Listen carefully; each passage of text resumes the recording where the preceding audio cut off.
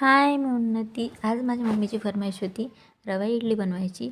तर रवा इडली बनवलेली आहे मी, कारण की आज तिने घराची साफसफाई काढलेली आहे.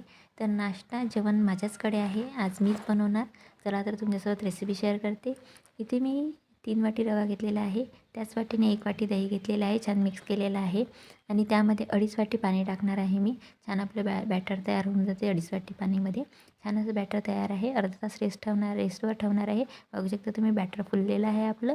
छान मिक्सरमधून काढून घेणार आहे पाणी टाकून. चवीनुसार मीठ टाकणार आहे. 1 अख्खी इनोची पुडी टाकणार आहे. इनो टाकून झाल्यावरती लगेच मी तिकडे इडली पात्र ठेवून दिलेलं होतं. छान मिक्स करून घेतलेलं आहे. इडली पात्रामध्ये मिक्सचर जे आहे ते टाकून देणार आहे. इडली पात्र ठेवून दिलेलं आहे मी गॅसवरती आणि 10 मिनिटांनीच लगेच आपली इडली जी आहे ती तयार आहे. बघू शकता तुम्ही रवा इडली तयार आहे. माझा व्हिडिओ आवडला असेल तर व्हिडिओला लाईक करा, चॅनलला सबस्क्राईब करा, शेअर करा.